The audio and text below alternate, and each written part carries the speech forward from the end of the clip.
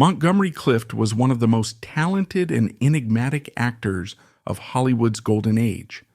With his striking good looks, deep sensitivity, and intense method acting, he captivated audiences and redefined what it meant to be a leading man. Alongside legends like Marlon Brando and James Dean, Clift pioneered a new era of emotionally complex and vulnerable male performances. But behind this success, his life was marked by personal struggles, inner demons, and a tragic accident that changed everything. His career, once filled with promise, spiraled as he battled addiction and declining health, leading to his untimely death at just 45. This is the heartbreaking true story of Montgomery Clift. Edward Montgomery Clift was born on October 17, 1920, into a family with grand ambitions. His mother, Sonny Clift, had dreams of raising her children as refined aristocrats, ensuring they had private tutors, foreign language lessons, and exposure to European culture. For a time, Clift enjoyed a privileged upbringing, filled with education and travel, until everything changed. The Wall Street crash of 1929 shattered the Clift family's financial stability, forcing them to abandon their upper-class lifestyle.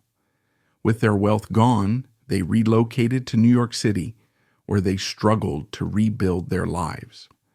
While his siblings remained in elite schools, Montgomery took a drastically different path, one that would ultimately shape his future. Unlike his academically driven siblings, Clift had little interest in formal education. Instead, he developed a deep passion for acting, a fascination that led him to the stage at an early age. At just 15 years old, he landed a role in a summer production, unknowingly taking his first steps toward a legendary Hollywood career. By 1935, Clift made his Broadway debut and immediately proved his natural talent. Over the next decade, he worked tirelessly, honing his craft in various stage productions. Though theater embraced him, the lure of Hollywood was impossible to resist. At 25, he finally made the leap to film, but even as a Hollywood newcomer, Clift was unlike other rising stars. He played by his own rules. While most young actors eagerly signed long-term contracts with major studios, Clift refused. He wanted creative freedom, choosing roles on his own terms rather than being tied down. His decision paid off. His first two films, Red River and The Search, were huge successes. In fact, Clift's influence extended beyond acting. He even reworked the script of The Search, elevating it to an Academy Award-winning film while earning himself a Best Actor nomination. While filming The Search, Montgomery Clift quickly realized that the screenplay lacked the depth he felt the story needed. Never one to simply follow direction, he insisted on rewriting lines to enhance the film's emotional weight. His instincts proved right. When The Search premiered, critics not only praised his performance but also noted the film's stronger script, clear evidence that Clift's hands-on approach to filmmaking often elevated his work. But his next project would present challenges he hadn't anticipated. For his second film, The Heiress, Clift was paired with Olivia de Havilland, a celebrated actress with an Academy Award to her name. Yet instead of admiring her method, Clift found himself frustrated. He believed that de Havilland relied too heavily on direction, rather than bringing something personal to her role. His blunt criticism created tension on set, as de Havilland, accustomed to professional respect from her co-stars, was taken aback by his open dissatisfaction. Clift didn't hold back. While filming The Heiress, he complained that de Havilland's delivery left him with nothing to react to, reportedly saying, "She isn't giving me enough to respond to." His unfiltered remarks shocked those around him, as few actors would openly critique a star of de Havilland's stature. As the tension between them grew, it became clear that Clift was dissatisfied with the entire project. When The Heiress premiered, he took his frustration to a new level. walking out of the theater before the film had even ended, unhappy with his own performance. Despite his personal reservations about the film, Clift's presence in the heiress had a profound effect on audiences. Fans became deeply invested in his character's relationship with de Havilland's, and when her character ultimately rejected his, the backlash was immediate. Furious viewers flooded de Havilland with hate mail, blaming her for ruining what they saw as the perfect on-screen couple. The intense reaction caught both actors off guard, but Clift had his own reasons for distancing himself from the film, which had left him deeply unsatisfied. Away from the set, Clift's private life remained a subject of relentless speculation. He was frequently seen with his close friend Myra Letts, sparking rumors that they were romantically involved. The press latched onto the idea, eager to assign a love interest to the enigmatic actor. But Clift dismissed the speculation outright, calling it embarrassing to both of us, and insisting that there was no romantic relationship between them. No matter how much the tabloids pried, Clift remained an enigma, frustrating reporters eager to unravel the mystery of his personal life. Hollywood gossip columnists struggled to figure out Montgomery Clift. They expected a rising star like him to be seen at parties with glamorous women, yet he rarely attended Hollywood's glittering events. Instead, he seemed far more content spending his evenings at home, reading rather than socializing. This defied the usual narrative. He wasn't a notorious ladies' man, but he also wasn't publicly linked to anyone. For a press hungry for romance headlines, Clift was a mystery they simply couldn't unravel. When reporters pressed him about his love life, he skillfully dodged their questions. With a smirk, he'd say he was playing the field, but the media could never find proof of girlfriends or casual flings. With no scandalous affairs to report, they resorted to inventing rumors or exaggerating his friendships. But Clift refused to play along, consistently shutting down their speculation and maintaining his air of mystery. In 1951, Clift reunited with Elizabeth Taylor, an old friend and one of Hollywood's most stunning actresses, to film A Place in the Sun. Their on-screen chemistry was undeniable, setting the screen ablaze with intensity and passion. The film was a massive success, and audiences were captivated by their connection, quickly dubbing them Hollywood's most beautiful couple. Rumors of a real-life romance swirled, but in reality, Clift and Taylor shared a deep, platonic bond. Their friendship would endure for the rest of his life, proving to be one of the most significant relationships he ever had. A few years later, Clift once again joined Taylor on screen, this time for Raintree County in 1957.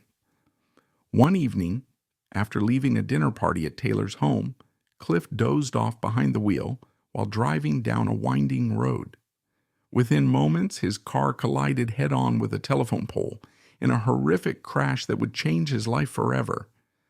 The first person to find him, actor Kevin McCarthy, was certain Clift had died on impact. What McCarthy saw was a gruesome sight. Clift's face was shattered, bloodied, swollen, and nearly unrecognizable. McCarthy later recalled, "He was a bloody pulp. I thought he was dead." Panicked, he rushed back to Taylor's house for help, setting in motion one of the most dramatic Hollywood rescue stories ever told. Elizabeth Taylor was the first to reach Montgomery Clift's shattered body, and according to some accounts, she held him in her arms, desperately trying to keep him alive. In a moment of sheer instinct, she removed a broken tooth lodged in his throat, preventing him from choking. When photographers arrived, eager to capture his mangled face, she furiously blocked them, warning that she would ruin anyone who dared take a picture. Their intense bond only deepened that night, fueling speculation that there was more than friendship between them. But for Clift, the true nightmare had just begun. His survival was nothing short of a miracle. Clift suffered a broken jaw, fractured nose, crushed sinuses, and deep facial lacerations that required extensive reconstructive surgery. Doctors marveled that he had lived through the wreck, but even after months of grueling rehabilitation, he was permanently changed. The once youthful, angelic heartthrob was gone, replaced by a face that bore the unmistakable scars of tragedy. But his physical transformation was only part of the damage. The crash altered everything. When Clift finally returned to finish Raintree County, audiences and crew members were shaken by how different he looked. Though still striking, his features had taken on a gaunt, haunted quality. Some called it the most chilling before and after transformation Hollywood had ever seen. The whispers were unavoidable, and Clift was painfully aware of them. Every time someone commented on how he had changed, he felt a quiet humiliation that never truly faded. To manage the excruciating pain left by his injuries, Clift turned to prescription painkillers, but the relief was temporary. Soon, he was mixing pills with alcohol, a dangerous combination that slowly consumed him. His once bright eyes took on a distant, tormented look, betraying the suffering beneath the surface. Friends watched helplessly as he slipped further into addiction, a decline so drawn out that one famously described it as the longest suicide in Hollywood. Long before the accident, Clift had struggled with chronic health problems, including a debilitating case of dysentery that left him with persistent stomach pain and digestive issues. But after the crash, his reliance on narcotics and alcohol only worsened his condition. The toll on his body became undeniable. He missed call times, showed up to set in no condition to work, and found himself increasingly unreliable. The brilliant, meticulous actor who once commanded Hollywood was slowly disappearing into his own suffering, and those around him feared he wouldn't recover. Montgomery Clift's downward spiral was impossible to ignore. Robert Lewis, one of his former acting teachers, famously described it as the longest suicide in Hollywood history. The industry that had once celebrated him now saw him as a liability. Studios found him difficult to insure, and directors couldn't count on him to show up on time, or at all. When he did, he often forgot his lines, his once meticulous work ethic overshadowed by his increasing struggles with addiction and instability. The public perception of Clift shifted as well. The same critics who had once praised him as a brooding, rebellious genius now painted him as a tragic figure spiraling out of control. Clift resented these characterizations, insisting he had never been a rebel. He was simply an actor dedicated to portraying truth on screen. Yet no matter how much he rejected the narrative, audiences and tabloids were fixated on his ruined face and erratic behavior, turning his suffering into sensationalized headlines. On the set of Lonely Hearts, 1958, Clift made it clear that he wanted to be seen as a professional actor, not a tortured soul. He bristled at the idea that he was some bohemian outsider, telling interviewers, "I'm not a beat, not an angry young man, just an actor." But by that point, his image was no longer in his control. The press had already decided on their version of his story, and no matter how much he protested, they kept pushing the tragic narrative that surrounded him. Privately, Clift vented to friends about the media's relentless scrutiny, frustrated that journalists always seemed to have a script in mind when they wrote about him. When he tried to correct their misconceptions, they twisted his words to fit their preconceptions. He was a deeply private man, now being pulled into the public eye at his most vulnerable. The constant invasion wore him down, further destabilizing his already fragile mental state. Through all the chaos, one person remained a steady presence in his life: Elizabeth Taylor. Their electrifying on-screen chemistry had first captured audiences in A Place in the Sun, and it only deepened in their later collaborations. Their closeness fueled endless speculation about a secret romance. But for all anyone knew, their bond was purely platonic. Regardless of what the tabloids suggested, Taylor was one of the few people Cliff could always count on, a rare, unwavering anchor in the storm that had become his life. Critics raved about A Place in the Sun, calling Montgomery Clift and Elizabeth Taylor the most beautiful couple in Hollywood. His expressive face and intense screen presence captivated audiences, making him an undeniable star. But with that attention came an obsession with his private life. The more people speculated about who he was romantically involved with, the more he withdrew from the spotlight, offering contradictory answers that only deepened the mystery. Despite fans desperately wanting to believe that Clift and Taylor were meant to be together, their connection remained strictly platonic. While Taylor openly admired his sensitivity, Clift described her as my best friend. Theirs was a deep, unwavering bond, one that transcended romance and defied Hollywood's expectations. Though the world wanted a love story, what they had was something even more profound, a friendship that endured until the end. By 1960, Clift's decline was undeniable. While filming Wild River and later The Misfits in 1961, he was a shell of his former self. His relentless substance abuse had left him gaunt and weary, his once vibrant energy replaced with exhaustion. Directors, aware of his fragile condition, adjusted their shooting schedules to accommodate him, often breaking scenes into multiple takes just to get a usable performance. Behind the scenes, whispers spread, Monty's falling apart. On The Misfits, Clift was surrounded by two other Hollywood legends battling their own demons, Marilyn Monroe and Clark Gable. Monroe was trapped in a downward spiral of mental illness and addiction, while Gable was exhausted and disillusioned with the industry. Clift, meanwhile, was deep in his own struggles. The set carried a sense of impending doom, with three icons all on the edge of their own personal crises.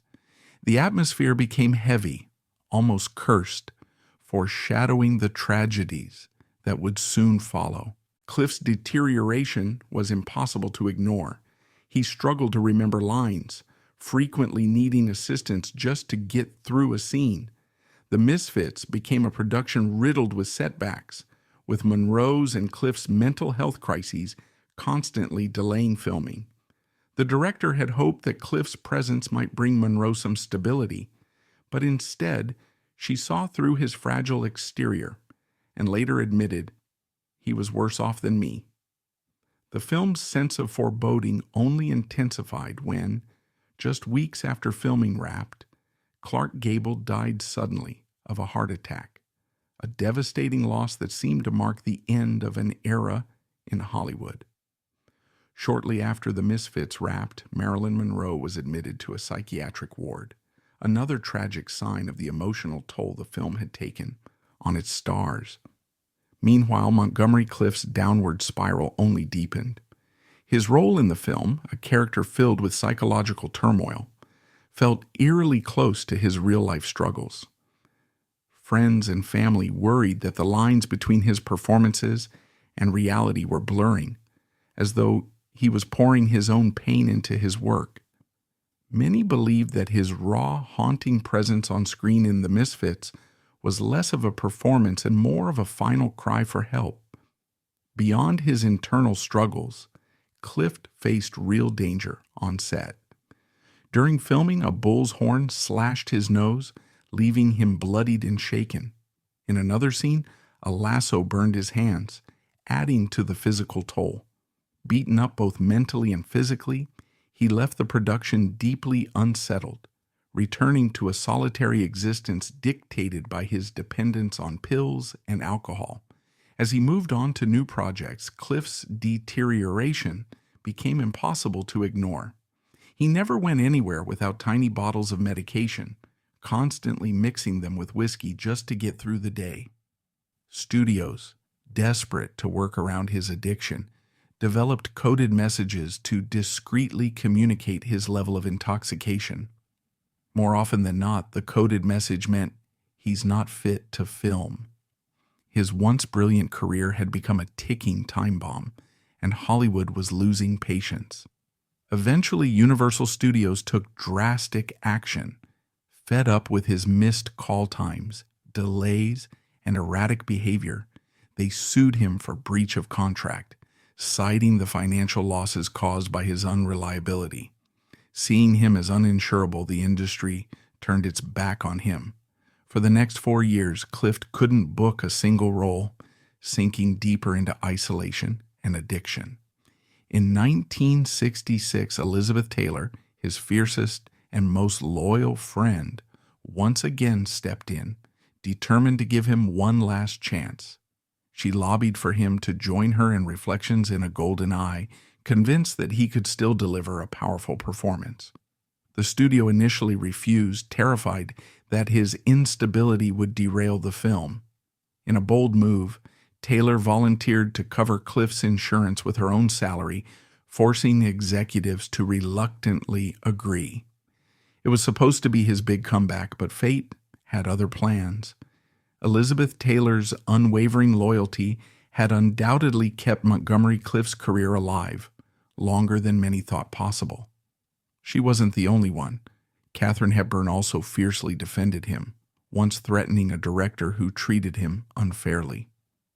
Those closest to him saw the brilliance that still flickered beneath his frailty. But despite their efforts, the weight of maintaining his career became too much, and the final blow loomed closer. On July 22, 1966, Clift spent a quiet, sweltering evening alone in his New York townhouse on East 61st Street. He had been watching The Misfits, the film that had once mirrored his own inner turmoil. When his nurse Lorenzo James offered to sit with him, Clift responded sharply, "Absolutely not." There was a heaviness in his voice, something James couldn't quite place, but he chose to respect Clift's need for solitude. It would be their final conversation. The next morning, when James knocked on Clift's bedroom door, there was no answer. Concern turned to panic as he banged harder, still met with silence. Fearing the worst, he rushed outside, climbed a ladder, and entered through a second-floor window. The air inside was heavy and still, the room eerily silent. It was in the bathroom that James made the tragic discovery. Clift lay lifeless in the bathtub, still wearing his glasses, his hands clenched tightly. Emergency services were called, but there was nothing they could do. He was already gone. At just 45 years old, he had slipped away alone, fulfilling the fears of those who had watched him unravel for years. His official cause of death was ruled a massive heart attack, though years of alcohol and prescription drug abuse had undoubtedly taken their toll. Elizabeth Taylor, heartbroken and filming in Europe, was too devastated to attend the funeral. Instead, she sent flowers, mourning the loss of her dearest friend from afar. But Clift's death was not just a personal tragedy. It set off a media firestorm, reigniting speculation about the private life he had guarded so closely until the very end. In the years following Montgomery Clift's death, biographers uncovered what had long been suspected. He was a closeted gay man. At a time when Hollywood's homophobia was rampant, living openly wasn't an option for a leading man of his stature. The industry thrived on conventional masculinity, and Clift knew that revealing the truth could jeopardize his career. As a result, he carefully hid his intimate relationships, confiding only in his closest friends while maintaining a carefully curated public image. Speculation about Clift's love life had always puzzled gossip columnists. His extraordinary looks and undeniable charisma made it hard for them to understand why he never had a public romance. Each time they pressed for details, he dismissed the topic, saying he was too busy or offering vague remarks about marriage in the future. The reality was far more complicated. He knew that acknowledging his truth could mean the end of his career. Though Clift formed deep friendships with many of his female co-stars, behind the scenes, he remained guarded. Those closest to him respected his need for privacy, never pushing him to discuss what he wasn't willing to share. His vulnerability on screen, the raw emotion that made his performances unforgettable, was likely a reflection of the inner turmoil he carried in real life. Unlike many of his Hollywood peers, Clift never embraced the industry's expectation of public grandeur. While other stars paraded glamorous relationships and threw extravagant parties, he lived quietly in a modest apartment surrounded by a small, trusted circle. He was an avid reader, devouring works by Chekhov and Aristotle, finding solace in literature rather than in Hollywood's social scene. His preference for solitude only fueled curiosity about his personal life, with outsiders wondering why someone so celebrated chose to remain so isolated.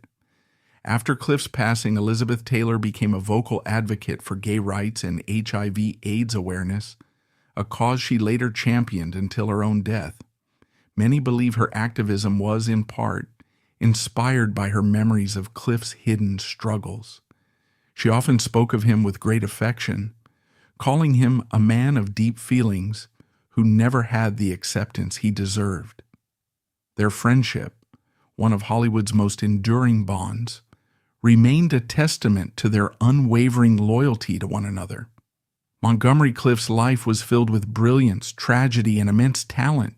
He was a star unlike any other, bringing depth and authenticity to the screen in a way few actors ever had before. But his struggles with addiction, the long-lasting effects of his near-fatal accident, and the pressures of Hollywood ultimately took a devastating toll. Though his time was cut short, his legacy endures through his unforgettable performances and the mark he left on cinema.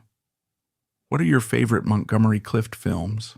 Let us know in the comments, and if you love deep dives into Hollywood's greatest legends, don't forget to like, subscribe, and check out more stories of the stars who shaped film history.